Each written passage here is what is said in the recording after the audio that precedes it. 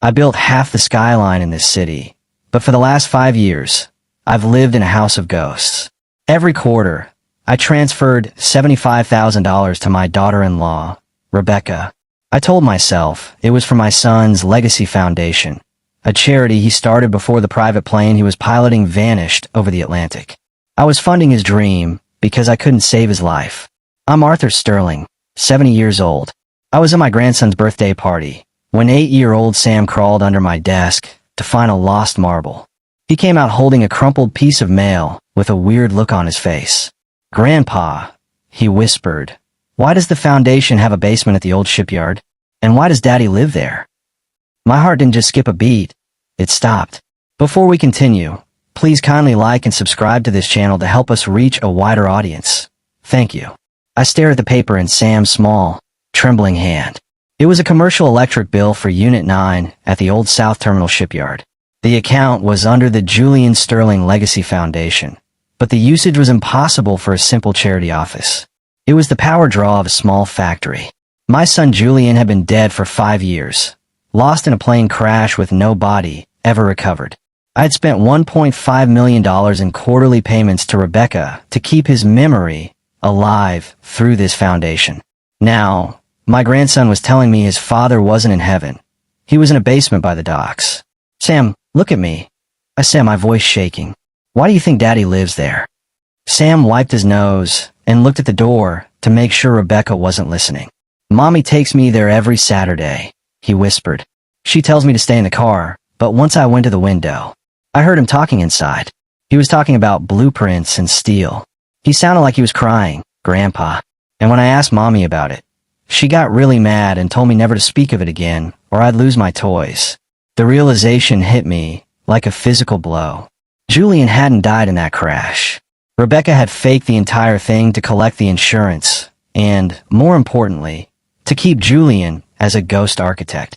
I am the most successful builder in this city, but lately, my new designs were being hailed as genius. I realized now they weren't mine. They were Julian's, being funneled through Rebecca while she kept him prisoner. I sent Sam back to the party and sat in the dark. I could hear Rebecca's laughter from the garden. It was the sound of a woman who had successfully buried her husband alive while his father paid for the shovel. I didn't confront her. I'm a man of plans. I went to my safe, grabbed the master keys to the shipyard district, property I still technically owned, and waited for the house to go silent. At 2 a.m., I drove to Pier 14. The shipyard was a desolate graveyard of rusted metal and salt air. Unit 9 was a reinforced concrete bunker with high-end security cameras. I used my master override code, my heart pounding against my ribs. The heavy steel door hissed open, and the smell of stale air and expensive computer cooling hit me. The room was filled with massive monitors displaying architectural software. And there, sitting in a chair under a single flickering light, was Julian. He was gaunt, his skin pale from years without sun, staring at a screen. He looked up, and for a moment, he didn't recognize me. Then his eyes filled with a terror I will never forget. "Dad," he croaked. "She said you were dead. She said you died in the crash with me." I stood there, a 70-year-old man realizing that for 5 years, I had been the bankroll for my son's kidnapping. My daughter-in-law hadn't just stolen my money. She had stolen my son's life and my wife's sanity. "She lied, Julian," I said, stepping into the room. "She lied to both of us." I looked at the desk and saw the quarterly reports I had been signing. They were all there, along with a stack of my checks. Rebecca hadn't just been hiding him. She had been using him to build an empire she intended to take over once I passed away. She was waiting for me to die so she could finally dispose of the evidence. I didn't call the police yet. I needed to see exactly how deep this route went. I spent the next 4 hours in that bunker, listening to Julian explain how Rebecca had drugged him after the crash, convinced him the world thought he was a criminal, and kept him locked away for his own safety. Every design I had put my name on in the last 3 years had been drawn by his hand in this windowless room. As the sun began to rise over the Atlantic, I looked at my son, the man I had mourned for half a decade, and I felt a cold, surgical rage. Rebecca thought she was the master of this house. She thought I was a senile old man she could bleed dry. She was about to learn that you never try to outbuild an architect. I told Julian to stay quiet for one more day. I had to go back to the manor. I had to look her in the eye one last time before I pulled the lever that would bring her entire world crashing down. I drove back home as the city started to wake up. The utility bills still crumpled in my pocket. The Legacy Foundation was about to have its final meeting, and I was going to make sure Rebecca was the one who ended up in the ruins. The drive back from the shipyard was the longest of my life. The sun was bleeding over the horizon, casting long, distorted shadows of the skyscrapers I had built. 5 years of mourning, 5 years of paying $75,000 every quarter, and 5 years of my wife's empty chair at the dinner table. All based on a lie so cold it made the morning frost look warm. Rebecca hadn't just faked a death. She had engineered a haunting. She had turned my son into a ghost, and me into his unwitting jailer. I pulled into the driveway of the manor at 6 a.m. The house was silent, but the air felt heavy with the stench of betrayal. I didn't go to my bedroom. I went to the basement. Not the shipyard basement, but the high-tech server room I kept for my firm's private archives. If Rebecca was using Julian to design these new buildings, there was a digital trail. I just had to find where the Legacy Foundation connected to my firm's servers. For 3 hours, I dug through encrypted folders. My hands were stiff, but my mind was sharper than it had been in a decade. I found it. A hidden VPN line originating from the shipyard. Every major project my firm had designed in the last 3 years, the Heights, the waterfront pavilion, the new library, had been uploaded from that bunker. Rebecca wasn't just managing the foundation. She was selling Julian's genius to my own competitors and pocketing the consulting fees under a dozen shell companies. I heard the floorboards creak above me. Rebecca was awake. I shut down the monitors and walked upstairs, forcing my face into the mask of a tired old man. I found her in the kitchen, elegantly dressed for a 10 a.m. board meeting, pouring herself a cup of expensive coffee. She looked at me, and for a split second, her eyes narrowed. She was a predator. She could smell a change in the wind. "Arthur, you're up early," she said, her voice smooth and concerned. "Did you go for a walk? You look different." "Just couldn't sleep, Rebecca," I said, my heart drumming a steady rhythm of war. "I was thinking about the foundation, about Julian's legacy. I think it's time we did something big. A final project to truly cement his name." She smiled, that practiced, saintly smile that had fooled me for 1,800 days. "That sounds wonderful, Arthur. What did you have in mind?" "A memorial at the old South Terminal Shipyard," I said, watching her eyes. "The city wants to redevelop Pier 14. I think we should build the Julian Sterling Center, right there, on the site of Unit 9. The coffee cup didn't shake in her hand, but the light in her eyes flickered. She took a slow sip. "The shipyard. It's so industrial. Don't you think a park uptown will be better?" "No," I said firmly. "There's something about the shipyard. It feels right. I'm going down there today to survey the site myself." "You shouldn't exert yourself," she said quickly, stepping toward me. Her hand touched my arm, and I had to fight the urge to flinch. "I'll have the foundation team handle the survey. You stay here and rest. We have that big gala tonight, remember?" "I'll be fine, Rebecca," I replied, pulling my arm away gently. "I need to see the ground before I start the blueprints. I'll see you at the gala." I left the house before she could argue further. I didn't go to the shipyard. I went to the only man I could trust, my old friend, Marcus, the district attorney. We had grown up together in the same tenements we eventually replaced with steel towers. I sat in his office and laid it all out. The $1.5 million in transfers, Sam's whispered warning, the utility bills, and finally, the video I had recorded on my phone of Julian in that bunker. Marcus didn't say a word for 5 minutes. He just watched the video of Julian's hollow face over and over. "Arthur," he finally said, his voice thick with rage. "This isn't just fraud. It's kidnapping, extortion, and human trafficking. If we move now, she'll have her lawyers burn everything before we get to the shipyard. I don't want her arrested in a quiet office," I told him, leaning across the desk. "I want her to fall in front of everyone. She's hosting the foundation gala tonight at the Sterling Plaza. She's going to announce the newest design, the one Julian finished last night. That's where we do it." I spent the afternoon with Marcus's tactical team. We developed a plan that was as precise as an architectural rendering. We weren't just going to rescue Julian. We were going to dismantle Rebecca's life in real time, in front of the very people she had spent 5 years conning. At 7 p.m., I arrived at the Sterling Plaza. The ballroom was a sea of black ties and silk gowns.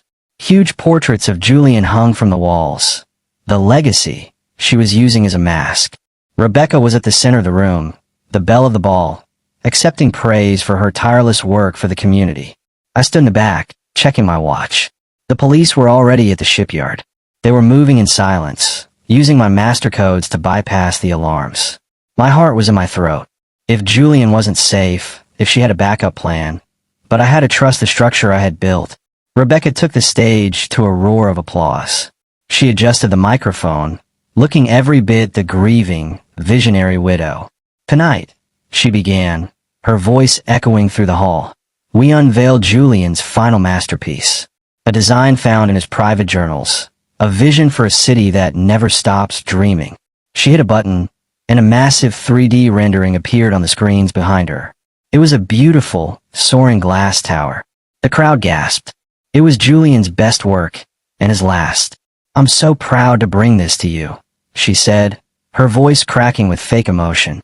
I only wish Julian were here to see it. That was my cue. I walked toward the stage, the crowd parting for the legendary Arthur Sterling. Rebecca smiled at me, expecting me to join her in the lie. She reached out her hand to welcome me to the podium. I didn't take her hand.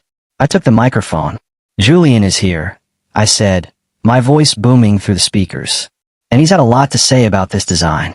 The room went deathly silent.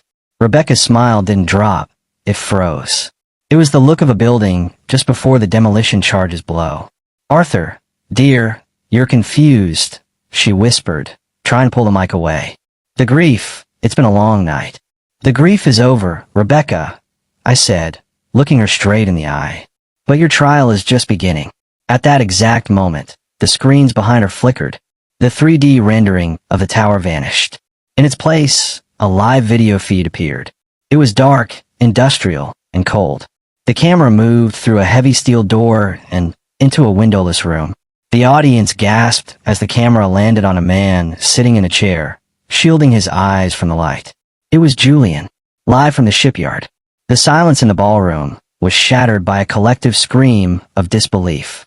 Rebecca turned, her face going a sickly shade of gray as she saw her ghost staring back at her on a 40-foot screen. She tried to run, but the caterers at the edge of the stage weren't waiters. They were Marcus's plainclothes officers. I watched as the handcuffs clicked shut over her designer bracelets. I didn't feel joy. I didn't feel revenge. I felt the weight of 5 years finally lifting off my shoulders. The foundation is closed, Rebecca, I said as they led her away. And the legacy is finally going home. But as the police led her through the shocked crowd, she stopped and leaned toward me. You think you won, Arthur? She hissed, her eyes wild with a desperation I hadn't seen before.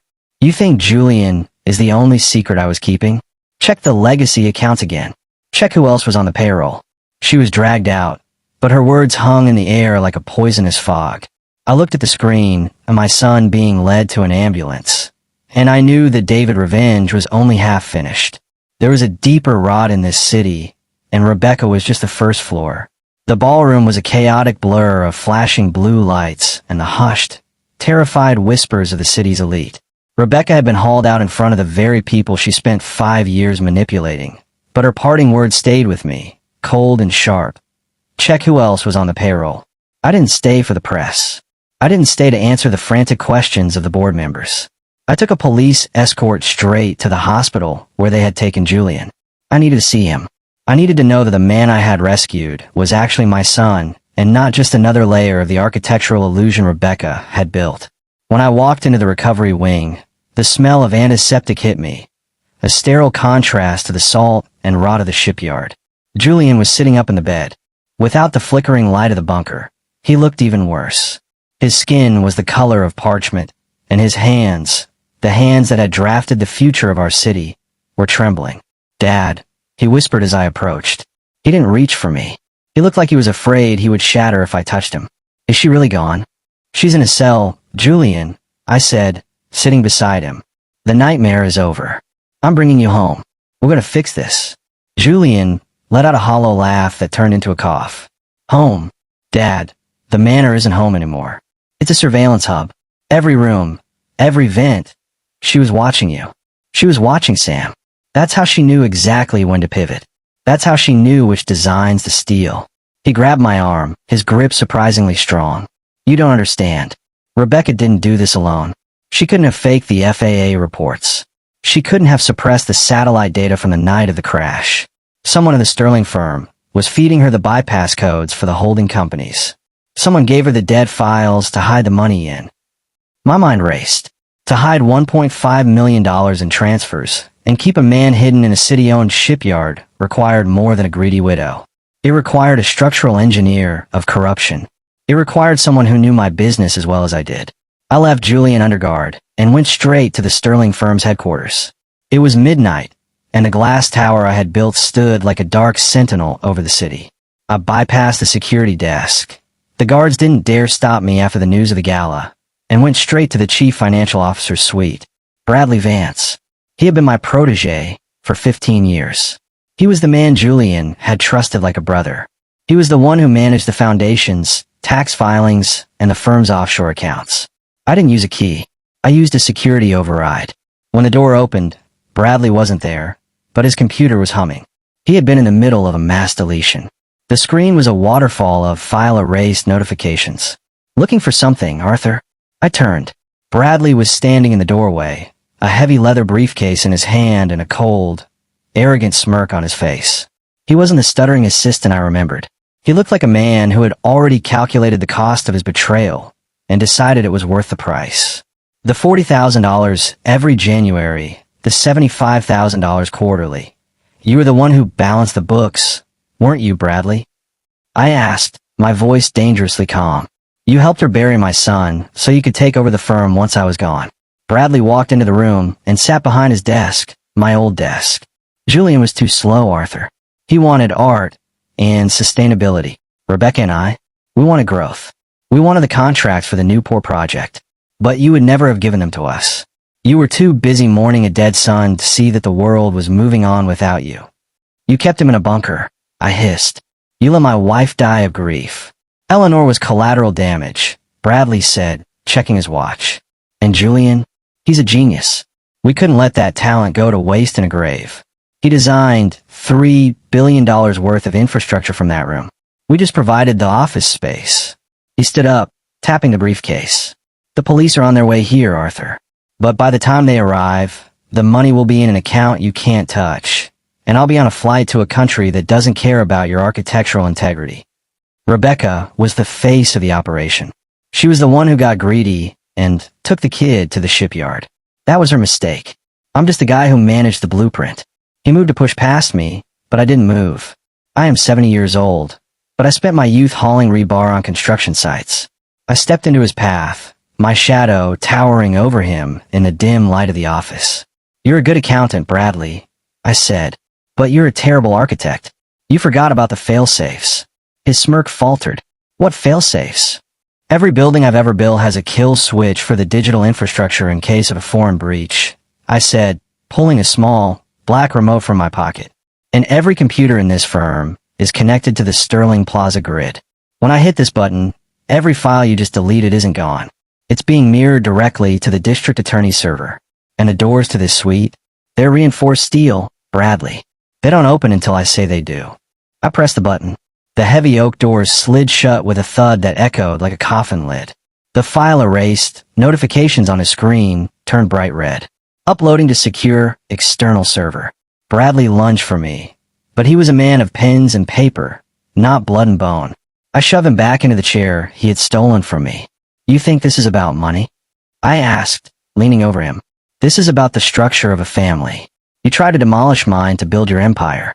But you forgot that I'm the one who knows where the weight is carried. For the next 20 minutes, I sat in total silence, watching the progress bar on the screen. Bradley begged. He threatened. He offered me half of the $10 million he had funneled away. I didn't say a word. I just watched the blue light of the screen reflect in his panicked eyes. When the upload hit 100%, the office doors hissed open. Marcus and a dozen officers stepped in. As they zip-tied Bradley's hands, he looked at me with pure, unadulterated hatred. You're an old man, Arthur. You're still going to die alone in that big house. Maybe, I said, picking up the briefcase he had dropped. But I'll die with my son sitting at my table. and you'll die in a room much smaller than the one you built for him. I walked out of the tower and stood on the sidewalk. The city was finally quiet. The skyscrapers I built were still standing, but they looked different now. They weren't just buildings anymore. They were evidence. I went back to the hospital. Julian was asleep, his breathing deep, and even for the first time in years. I sat in the chair beside him and pulled out my notebook. I didn't draw a building. I drew a plan for a house. A real house. No hidden cameras. No reinforced basements. No ghosts. But as I sat there, the nurse walked in with a small, plastic bag of Julian's belongings from the shipyard. "This was under his mattress," she said. I opened the bag. Inside was a small, hand-drawn map of the manor. My house. And there were red circles around the rooms I rarely entered. Specifically, the guest wing where Rebecca had stayed. Under the map was a single note in Julian's handwriting. "She's not the one at the top. Look at the insurance company." My heart stopped again. The David revenge wasn't over. The structure was deeper than the firm. The rot went all the way to the people who paid out the death benefit 5 years ago. The map in my hand felt like a live wire. I sat in that sterile hospital room, watching Julian sleep, and realized that Rebecca and Bradley were just the middle managers of this nightmare. The insurance company, Great Atlantic Indemnity, had paid out a $5 million life insurance claim on Julian within weeks of the crash. I had always thought it was a stroke of corporate efficiency. Now I saw it for what it was, a payout for a contract. I am Arthur Sterling. I've spent my life studying how things hold together, but I also know exactly how to make them fall. I didn't wait for morning. I went back to the manor, but I didn't enter through the front door. I went to the guest wing, the area Julian had circled on his map. I tore back the designer wallpaper Rebecca had chosen and found exactly what I suspected, a secondary server rack, separate from the house's main system. This was a hub. This was where the insurance data, the satellite spoofing logs, and the payout schedules were stored. Rebecca hadn't just been hiding my son. She had been a partner in an insurance fraud ring that targeted high-net-worth families. They would disappear a relative, collect a massive payout, and then use the deceased person's expertise to generate untraceable income. Julian was their golden goose, a world-class architect who could design billion-dollar projects while technically being dead. I pulled the hard drives and sat at my desk one last time. I didn't call Marcus this time. I didn't call the police. I called the CEO of Great Atlantic Indemnity, Harrison Vance, Bradley's uncle. "Arthur, it's 3 a.m. Harrison's voice was thick with sleep and irritation. "What could possibly be so urgent?" "The Legacy Foundation is over, Harrison," I said, my voice as cold as the steel in my towers. "I have a server from the guest wing. I have the logs of the $5 million payout you authorized without a body. And I have Julian. He's alive." The silence on the other end of the line was absolute. It was the silence of a man watching his entire empire crumble in a single second. "What do you want, Arthur?" Harrison finally whispered. "Money? We can triple what you lost." "I don't want your money, Harrison. I want the truth to be the last thing you ever hear." I didn't hang up. I kept him on the line while I hit send on an encrypted data dump to every major news outlet in the country. I watched the progress bar, the final load-bearing wall of the conspiracy, slowly reach 100%. The David revenge wasn't about a quiet arrest. It was about a total, public demolition. By dawn, the manor was surrounded by federal agents. Harrison Vance was arrested at his breakfast table. The Great Atlantic Indemnity scandal became the largest corporate fraud case in the history of the state. Rebecca, Bradley, and Harrison were all facing life sentences for kidnapping, racketeering, and fraud. 3 months later, the dust had finally settled. I stood on the balcony of the Sterling Towers, but I wasn't alone. Julian was standing next to me. He was still thin, his eyes still carried the shadow of that shipyard bunker, but he was breathing the open air. Sam was between us, holding his father's hand as if he'd never let go. "What are we building next, Dad?" Julian asked, looking out at the skyline. I looked at the old South Terminal shipyard. Unit 9 had been torn down. In its place, we were breaking ground on a new project, the Martha Sterling Home for Families. It wasn't a skyscraper. It wasn't a monument to my ego. It was a low-rise, open-plan sanctuary with windows in every room and doors that never locked from the outside. "We aren't building monuments anymore, Julian," I said, putting my arm around his shoulders. "We're building a home. And this time, We're starting with a foundation that can't be bought. If you enjoyed this story, kindly like and subscribe to this channel and drop your thoughts in the comments. I realized then that for 70 years, I thought my legacy was the steel and glass I left behind. I was wrong. My legacy was the man standing next to me, the grandson holding his hand, and the truth that finally set us free. Revenge is easy to draft, but justice is hard to build. And as the sun set over the city, I finally put down my pen. The Sterling story didn't end with a crash or a cage. It ended with a family standing in the light, watching the shadows finally fade away.